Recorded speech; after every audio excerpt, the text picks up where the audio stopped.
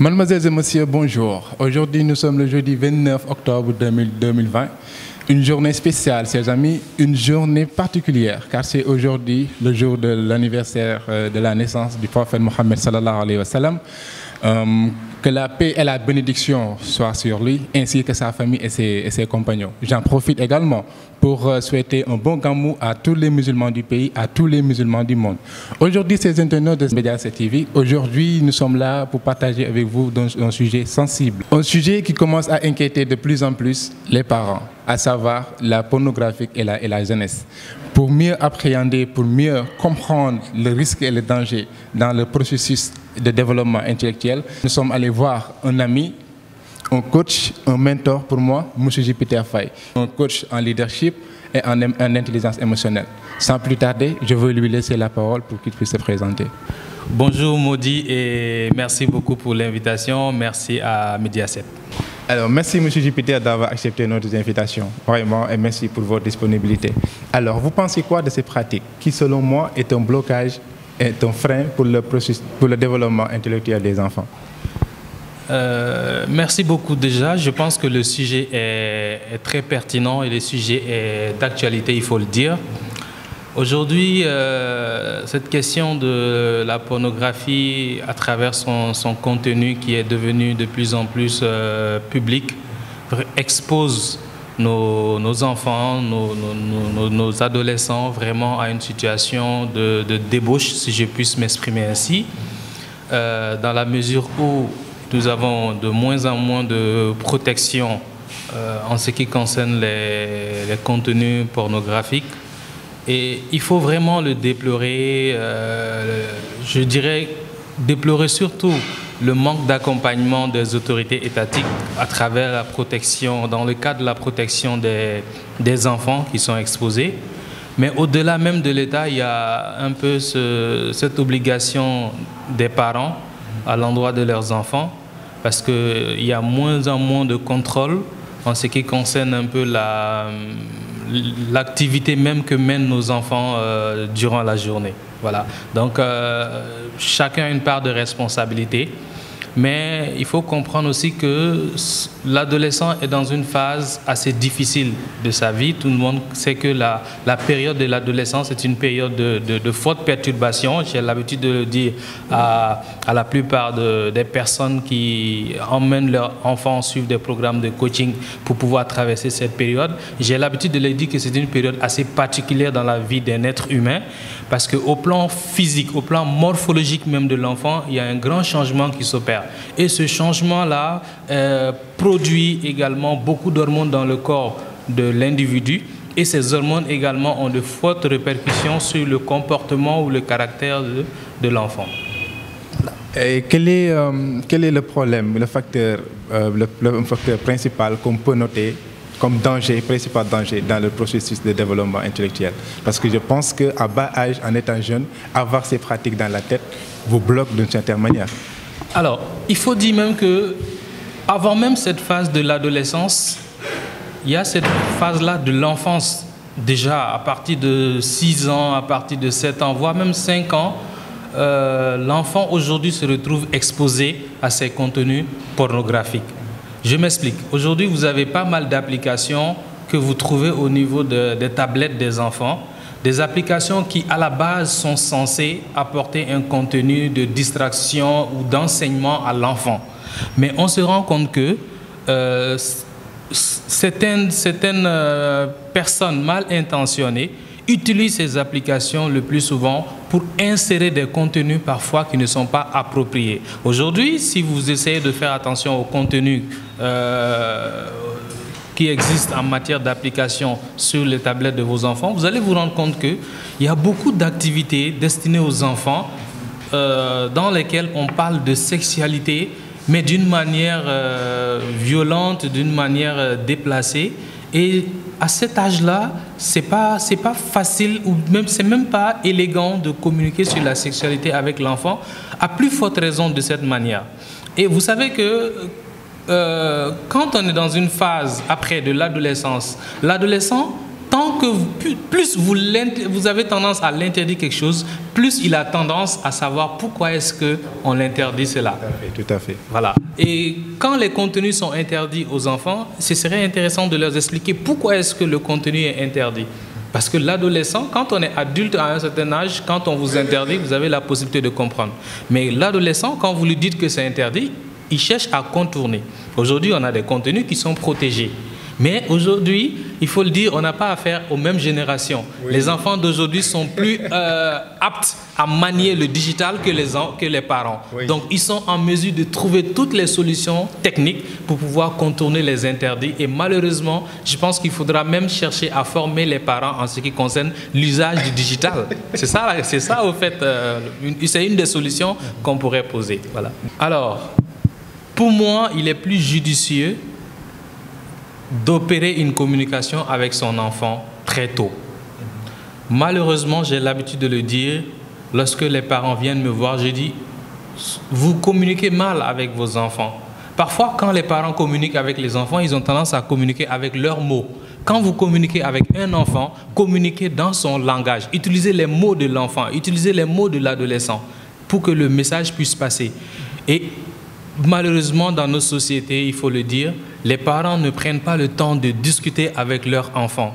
Parce que quand vous apprenez à échanger, à dialoguer avec votre enfant, vous n'allez pas lui interdire des choses, mais vous allez lui dire « Attention, sur telle ou telle chose, tu risquerais de trouver tel ou tel contenu et voilà ce à quoi ça pourrait t'exposer. » Et cela permettrait à l'enfant de comprendre pourquoi est-ce qu'on lui interdit tel ou tel contenu, ou si jamais il tombe sur ça par accident, quel comportement il doit avoir. Mais s'il n'y a pas de dialogue, le parent ne fait que demander à son enfant « ne regarde pas ça, ne touche pas ça, ne fais pas ça », sans pour autant expliquer à l'enfant le pourquoi des choses. Mais effectivement, cet adolescent-là qui est dans une période de forte turbulence, va plutôt chercher à désobéir aux règles juste pour pouvoir voir derrière pourquoi est-ce qu'on lui interdit A ou B, histoire de voir un peu comment lui il évolue. Voilà. D'accord. Et au niveau de la programmation neurolinguistique, monsieur, parce qu'on dit souvent que les enfants âgés de 7 ans, c'est là où commence la formation de l'être humain. Donc, est-ce que cette procédure n'est pas menacée, en fait, n'est pas perturbée à la séance? Oui, c'est ce que je disais tout à l'heure. Le cerveau a une certaine manière de fonctionner. Et ce fonctionnement peut être perturbé lorsque l'individu se retrouve exposé à un certain contenu qui n'est pas approprié à son développement.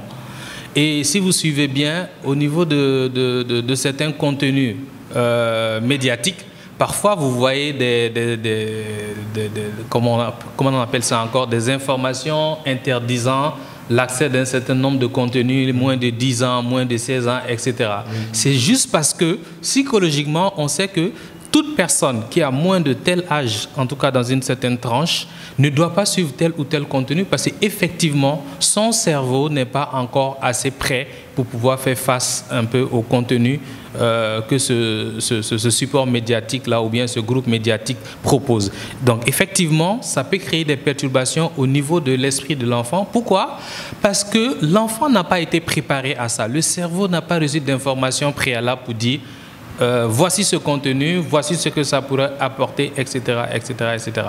Et quand l'enfant n'a pas été préparé à ces choses-là, effectivement, ça peut créer des troubles d'ordre psychologique. Aujourd'hui, vous voyez beaucoup de nos enfants, quand vous les entendez parler, parfois même, ils ont des informations beaucoup plus avancées que les parents.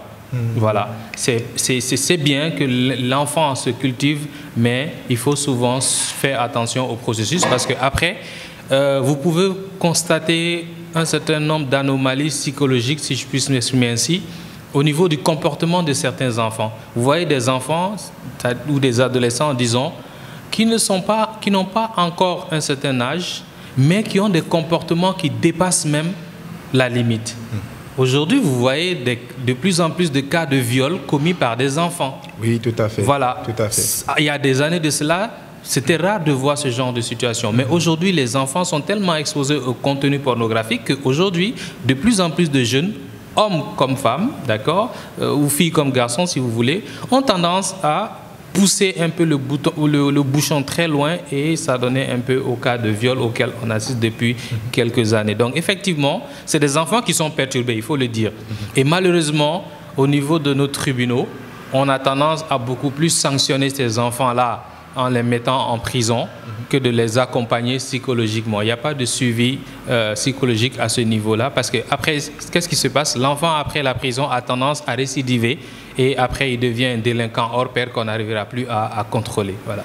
Je pense que la jeunesse est de plus en plus menacée. Il est temps vraiment de conscientiser les parents pour qu'ils prennent leurs responsabilités, d'encadrer les enfants. Je pense qu'il n'y a pas de tabou parler avec son fils ou sa fille de la sexualité. L'ignorance pousse l'enfant à aller découvrir des choses. Alors, oui, on a vécu un certain nombre de situations au Sénégal et on continue de vivre un certain nombre de situations concernant les dérives des adolescents en ce qui concerne la sexualité. Alors, pour faire simple, moi, la solution, une des solutions parmi tant d'autres que je pourrais proposer aux parents, c'est de communiquer, de dialoguer avec les enfants. Pourquoi je le dis? Parce que j'ai constaté que les interdictions, d'accord, le fait de mettre des codes au niveau des tablettes ou même au niveau de certains outils ne règle pas le problème. Pourquoi? Parce que digitalement parlant, les enfants sont 6 fois plus doués que les parents. Donc, ils sont en mesure de décoder, de trouver des systèmes pour contourner un peu le codage ou même pour contourner un peu toutes sortes de dispositifs qui interdisent. Parce que, comme je l'ai dit, plus vous avez tendance à interdire à un adolescent de faire quelque chose, plus il a tendance à violer les règles parce qu'effectivement, c'est la période de l'adolescence qui est à l'origine de cela. C'est quelque chose d'hormonal, donc ça se comprend. Donc, la solution, c'est quoi? J'invite les parents, en tout cas à travers votre support médiatique, j'invite les parents à plus dialoguer avec les enfants. Dialoguer à travers les mots de l'enfant, pas à travers les mots des parents. Utilisez les mots de vos enfants, d'accord, pour pouvoir communiquer avec eux et faites-le étape par étape selon l'âge afin que le cerveau de l'enfant puisse s'adapter un peu à l'évolution de son milieu parce qu'il faut le dire, on est dans une société aujourd'hui qui dépasse même les parents. Ouais. C'est la génération, je ne sais pas moi, digitale, technologique. Donc, il faudra aussi que les parents aussi se mettent à l'école du digital pour savoir un peu comment leurs enfants utilisent les différents supports auxquels ils sont confrontés. Et cela, peu importe l'âge. Aujourd'hui, même nos enfants de la maternelle utilisent les supports numériques. Donc, l'éducation, la communication, elle doit commencer depuis la maternelle.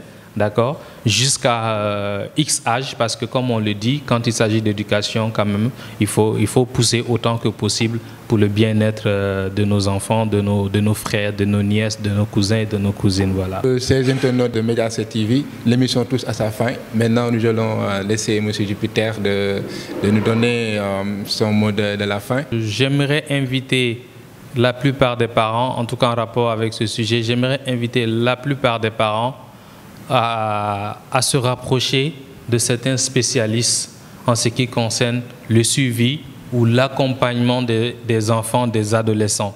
Voilà. Vous n'êtes pas obligé de rencontrer forcément un coach, mais vous pouvez rencontrer un psychologue d'accord, spécialiste des enfants.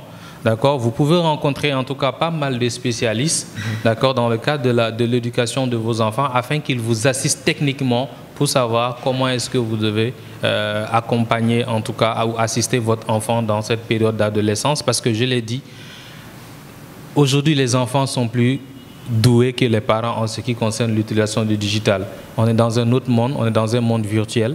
Donc lorsque vous n'avez pas la possibilité d'accompagner vos enfants, faites-vous assister par des spécialistes qui existent au Sénégal, d'accord? Donc, faites-vous assister par des spécialistes afin qu'ils vous accompagnent. Moi, je reçois des jeunes qui viennent suivre des programmes de coaching, d'accord? Mais il n'y a pas seulement que des programmes de coaching pour éveiller la conscience d'un enfant. Il y a pas mal de cadres à Dakar qui sont possibles. J'invite juste les parents, en tout cas, à se rapprocher de l'ensemble de ces spécialistes, de ces espaces d'échange pour aider nos enfants vraiment à faire face au monde auquel ils sont confrontés. Voilà. Merci, chers internautes. L'émission touche à sa fin.